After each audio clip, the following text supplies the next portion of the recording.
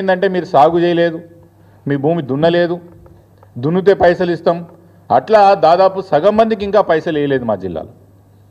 ఏమో మళ్ళీ ముఖ్యమంత్రి గారు కాంగ్రెస్ ప్రభుత్వం స్పష్టంగా చెప్పాలి, మా జిల్లా ఓట్లు మీకు వద్దా, లేకపోతే మేము ప్రజలుగా మీకు కనిపిస్తలేమా? ఎంత వివక్షత అంటే ముఖ్యమంత్రి గారి నియోజకవర్గానికి పోయే ఒక రోడ్ ఏదైతే మా చేవెల హైవే రోడ్ ఉంటుందో దాదాపు 2 సంవత్సరాల నుంచి మేము చెప్తున్నాం, ముఖ్యమంత్రి గారు పోయి నియోజకవర్గానికి పోయే రోడ్ ఇదే, ఎవరైనా బయటి వాళ్ళు వస్తే పరువు పోతుంది, ముఖ్యమంత్రి గారు నియోజకవర్గానికి పోయే ఒక రోడ్ ఇట్లా ఏడ్చిందని, దాన్ని బాగుపరచండి, ఎంతోమంది చనిపోతున్నారని 2 సంవత్సరాల నుంచి చెప్తున్నా కూడా ఈరోజు కూడా ఆ పని ఆ రోజు ఎక్కడ వదిలేసినామో అక్కడనే ఉన్నది. 111 జియో కేసీఆర్ గారు ఏం చెప్పి రానాడు, ఇది ముమ్మాటికి ఈ యొక్క ప్రాంతానికే కానీ తెలంగాణ రాష్ట్రానికే అవమానం. 111 జియో ఇది మనం ఉండడానికి వీల్లేదు, సమైక్య పాలకులో మన పైన చేసిన కుట్రలో ఇది కూడా ఒక భాగం, దీన్ని మనం తీసేయాలని చెప్పి ఆ రోజు ఎంత కేసీఆర్ గారు ప్రయత్నం చేసిండ్రు. దాని 111 జియోని తీసుకొని 69 జియో అని చెప్పి మా ప్రభుత్వం వస్తే మేము జోనింగ్ చేసి దీన్ని కూడా హెచ్ఎండిఏలో అబ్జార్బ్ చేసుకుంటామని ఆ రోజు కేసీఆర్ గారు చెప్పడం జరిగింది.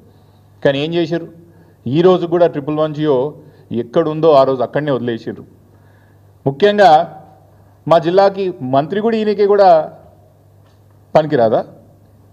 రంగారెడ్డి జిల్లాకి రాజకీయ ప్రాముఖ్యతను కూడా చంపేస్తున్నారు.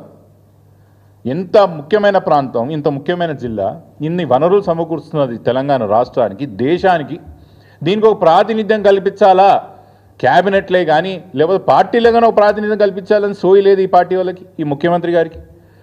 ఏం పని చేస్తున్నారు? రేపు ఏ ఎన్నికలు వచ్చినా కూడా ముఖ్యంగా రైతు బంధు విషయంలో నాకు అర్థం కాని విషయం ఏంది అంటే, మా రైతులు అడుక్కునే ఒక స్థాయికి తీసుకొస్తారా అంటున్నాను.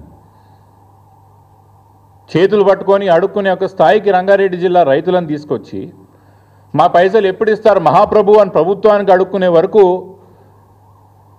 మీరు మాకు ఇప్పటి వరకు రైతు బంధు పైసలు ఇంకా జమ చేయలేదంటే మా రైతులని మీరు ఎంత చిన్నచూపు చూస్తున్నారు అని స్పష్టంగా అర్థమవుతున్నది. ఆ రోజు ఉమ్మడి రంగారెడ్డి జిల్లా ముఖ్యంగా ఏదైతే రంగారెడ్డి వికారాబాద్ ప్రాంతం ఉన్నదో పాలమూరు రంగారెడ్డి తీసుకొచ్చి ఈ యొక్క ప్రాంత రైతులకి సాగునీరు కల్పించాలా, ఈ యొక్క ప్రాంతానికి పరిశ్రమకు నీళ్లు కల్పించాలా, తాగునీరు కల్పించాలని కేసీఆర్ గారు ఒక మహా యజ్ఞం ప్రయత్నం చేస్తే ప్రారంభిస్తే మీరు అధికారంలోకి వచ్చిన తర్వాత పాలమూరు రంగారెడ్డి యొక్క ప్రాజెక్ట్ని గంపడి మట్టి కూడా తెలే. పాలమూరికి అటు లాభం లేదు, ఇటు రంగారెడ్డి జిల్లాకు లాభం లేకుండా పోయింది.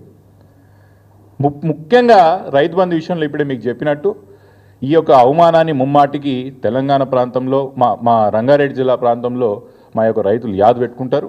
రేపు ఏ ఎన్నికలు వచ్చినా కూడా ముమ్మాటికి మీకు తగిన స్థాయిలో మీకు బుద్ధి చెప్తారని చెప్తున్నాం. ఎప్పుడు నిన్న మేము నిరవధిక దీక్షకు దిగుతామని చెప్పే వరకు పైసలు జమ చేయలేదు.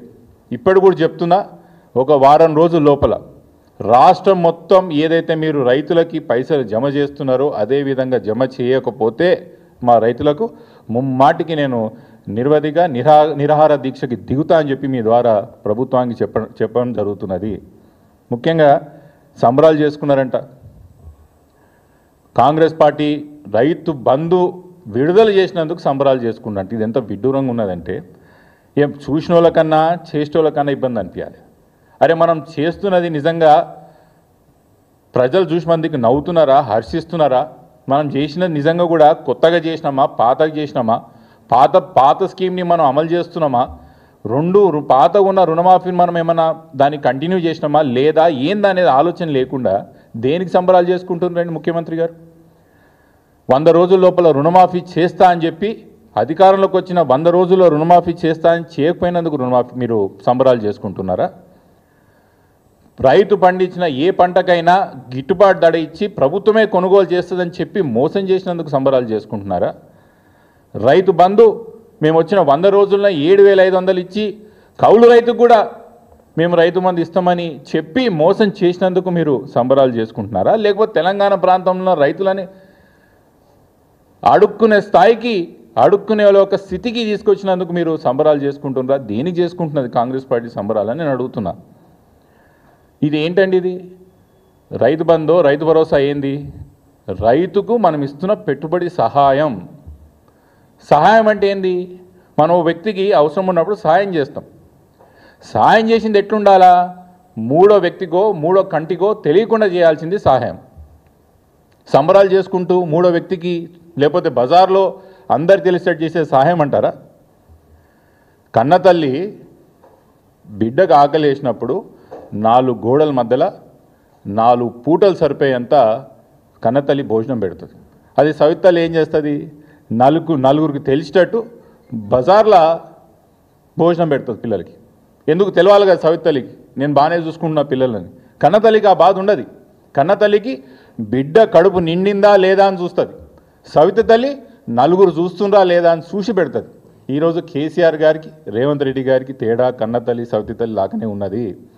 కేసీఆర్ గారు తెలంగాణ ప్రాంతంలో రైతుల యొక్క కష్టాలను గుర్తించి, తెలంగాణ ప్రాంతంలో రైతులు ఎంత అవమానాలు పడ్డాలో, తరతరాల నుంచి ఎన్ని ఇబ్బందులు పడ్డాలో గుర్తించి తెలంగాణ రైతుకి ఇస్తున్న వంటి రైతు పెట్టుబడి సహాయం తెలంగాణ రైతు హక్కుగా గుర్తించి కేసీఆర్ గారు ఆ రోజు రైతు బంధు పథకం తీసుకొచ్చి మూడో వ్యక్తికి తెలియకుండా ఎప్పుడు రైతు బంధు రిలీజ్ చేసినా కూడా ఎక్కడ అడ్వర్టైజ్మెంట్ కూడా లేకుండా చేసిన ఘనత ఆ రోజు కేసీఆర్ గారిది. అయితే మీరు వచ్చిన ఈ 2 సంవత్సరాల్లో 4 సార్లు చేయాల్సిన రైతు బంధుని దాన్ని ముక్కలుగా 2 సార్లు చేసి ఇంకో 2 సార్లు ఎగ్గొట్టి చేసింది కూడా ఏదో మీరే మొదటిసారి చేస్తున్నట్టు అడ్వర్టైజ్ చేసుకొని సహాయాన్ని మేము ప్రజలకు ఇస్తున్నాం, మీరు దీనివల్ల ఏదో లబ్ధి పొందాలని మేము ప్రయత్నం చేస్తుర్రో తెలంగాణ ప్రజలు ముమ్మాటికి దీన్ని గుర్తుపెట్టుకుంటారు.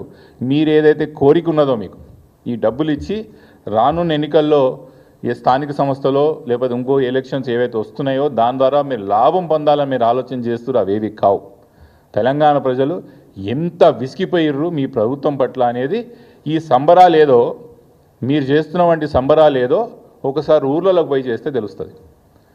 ఎంత బ్రహ్మాండంగా మీరు సంబరాలు మీ ప్రభుత్వం పట్ల ప్రజలు ఏ అభిప్రాయంతో ఉన్నారనేది ఊర్లలో పోయి ఒక్కసారి మీరు ఇదే సంబరాలు ఊర్లలోకి పోయి చేస్తే స్పష్టంగా మీకు రైతులు చెప్తారు.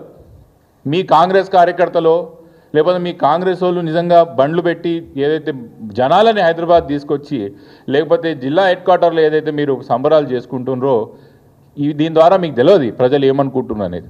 మీరు ముమ్మాటికి ఊర్లలో పోవాలి. ఊర్లలో పోతే అప్పుడు ప్రజలు చెప్తారు ముమ్మాటికి అసలు మీరు రైతు సహాయం చేసినరా, పెట్టుబడి సహాయం చేసినరా, రైతు మీ యొక్క ప్రభుత్వంలో సంతోషంగా ఉన్నాడా లేదా అనే విషయం మీరు ఊర్లలోకి పోయినప్పుడు తెలుస్తుందని స్పష్టంగా మీ ద్వారా గవర్నమెంట్కి తెలియజేసే ఒక ప్రయత్నం చేస్తున్నా. మీ అందరు మళ్ళీ ఒకసారి కలుసుకున్న సంతోషం. రంగారెడ్డి జిల్లాకు జరిగిన యొక్క ఈ అన్యాయాన్ని ముమ్మాటికి మా ప్రజలు గుర్తుపెట్టుకుంటారు. మీరు ఏదైతే వివక్షకి మాకు గురి చేస్తున్నారో, నిర్లక్ష్యతకు మనం గురి చేస్తున్నారో రానున్న ఎన్నికల్లో ముమ్మాటికి ఇవన్నిటి తిరిగి ఏ విధంగా మీకు రాజకీయంగా ఎలా విధంగా జరగాలో ఆ విధంగా జరుగుతుంది.